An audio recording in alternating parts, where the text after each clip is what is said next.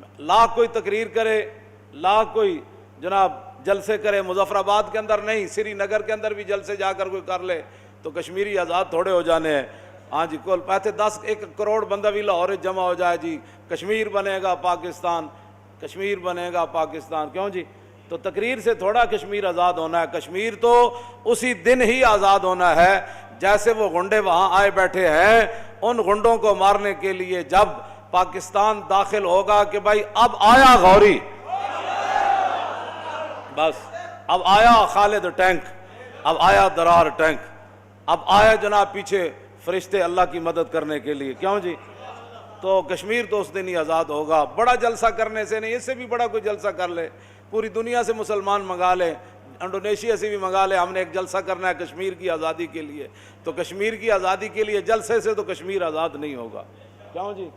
ہاں، کشمیر تو ایسے ہی آزاد ہوگا جیسے میرے آقا و مولا خود بدر میں تشریف لے گئے، بس، کیوں جی؟ کشمیر تو ایسے ہی آزاد ہوگا جیسے غزوہ خندق کے موقع پر جب عمر بن عبد ود جو ہے وہ اپنا گھوڑا ادھر لے آیا اور حالات بڑے سنگین بن گئے، 25,000 کا لشکر خندق کے دہانے آ گیا، خندق کے کنارے آ گیا، خندق کے منہ پر آ گیا، تو اب وہ گنڈے جو ہے وہ سارے اپنے گھوڑ سوار آ گئے کہ اب خندق ہم نے عبور کرنی ہے اور مدینہ پاک پر حملہ کرنا ہے۔ تو پھر مدینہ پاک کا دفاع یہ تو نہیں تھا نا کہ صحابہ وہاں جلسہ شروع کر دیتے، صدیق اکبر کہتے کہ میں تقریر کرنے لگا ہوں، حضرت عمر کہتے نہیں میں کرنے لگا، عثمان غنی کہتے نہیں میں تقریر کرنی، مولا علی کہتے فرماتے نہیں میں تقریر کرنی، حضرت بلال فرماتے کہ بھائی میں جو ہے وہ تقریر کرنی ہے۔ ایسے وہاں نہیں بات تھی، بلکہ رسول اللہ خود تلوار پکڑ کر وہاں کھڑے ہو، کیوں جی؟ حضور اپنی تلوار پکڑ کر خندق کے کنارے کھڑے ہو گئے اور 25,000 کا لشکر سامنے کھڑا، اور حضور خود ایسے کھڑے ہو گئے تلوار پکڑ کے، فرمایا آؤ۔ 1,00,000 فوج رومی لے آئے تبوک کے مقام پر، 1200 میل تھا مدینہ منورہ سے، 1200 میل، 1200 کلومیٹر نہیں، 1200 میل، تو وہاں 1,00,000 فوج نبی علیہ السلام کو صحابہ نے عرض کی کہ حضور وہ تو فوج لے آیا اور مدینہ پاک پر حملہ کرنے کے لیے وہ تیاری کر رہا ہے، 1,00,000 فوج۔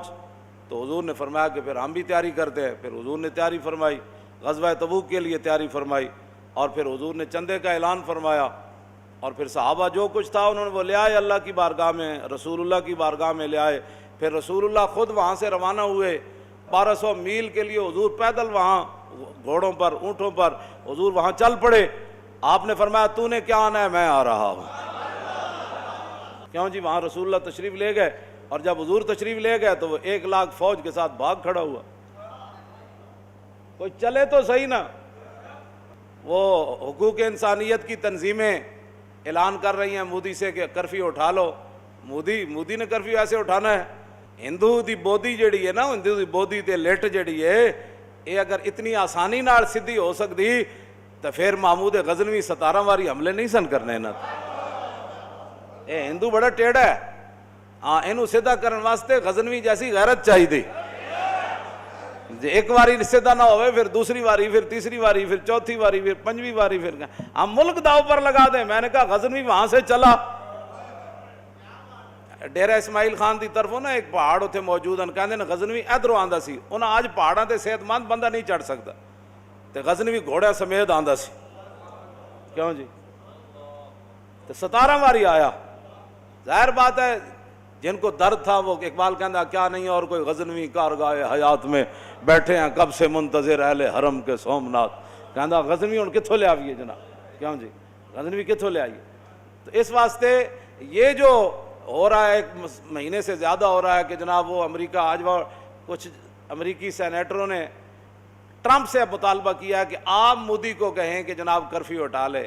ٹرمپ پاگل کا بچہ ہے، اس نے کہنا ہے، جو خود اس کو جناب شاہ دے رہا ہے، وہ پیچھے اس کے کھڑا ہے، کہنا شابہ میں ادھر عراق تے شام تباہی مچائی ہوئی، تو کشمیر رہ گئے سی، تو اتنے تباہی مچا، اگے پھر پاکستان کھڑیا۔ ٹرمپ تو انہوں خود اسرائیل اور ٹرمپ اور جناب جتنے یہود انود اور نصارہ سارے کٹھے ہو کر ان کو پاکستان تو کھٹکتا ہے، اور پاکستان کے پاس جو کچھ ہتھیار ہیں ان کو پریشان کرتے ہیں، وہ ایٹم بم رکھ کر بھی امن والے ہیں، اور ہم اپنے گھر کے اندر رہ کر دہشت گرد ہیں۔ مسجدوں کے سپیکر اذان ہونے سے دہشت گردی جب پیدا ہو گئی تھی، تمہیں کس نے کہا تھا کہ ان کی باتوں کو مان کر مسجدوں سے سپیکر اتارو؟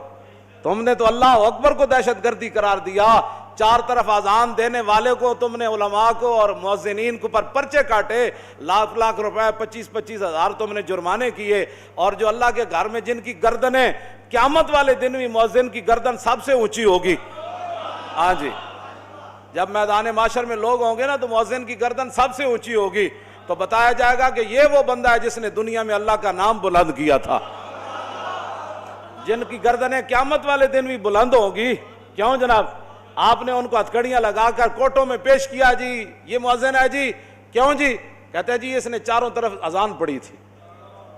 جب تم نے اذانوں کو اور درود شریف کو اور محفل میلاد کو اور تاجدار ختم نبوت کے جلسے کو اور لبیک یا رسول اللہ کے نعرے کو دہشت گرد قرار دیا، تو آج جاؤ نا امن کی بات کرو، وہاں سے ٹرمپ کو سمجھاؤ نا. کس نے کہا تھا یہود ہنود کی جنٹیاں کرو؟ کیوں جی؟ وہ جب تمہارے یار نہیں ہو سکتے، تمہارے دوست نہیں ہو سکتے، تو تم نے یار ان کو بنایا کیوں؟ ہاں جی، وہ سورہ انفال اور توبہ تو وہ نکال گیا پرویز مشرف.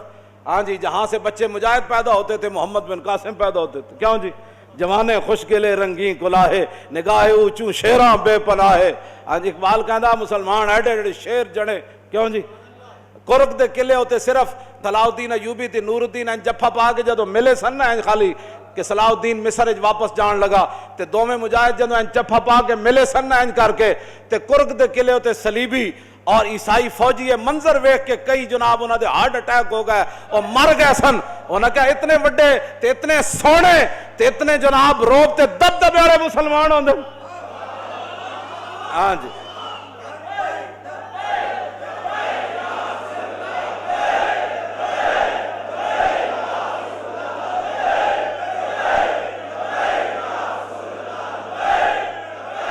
مزید ویڈیوز اور اپڈیٹس کے لیے یوٹیوب پر علامہ Khadim Hussain Rizvi official channel subscribe کریں اور بیل آئیکن پر بھی کلک کریں.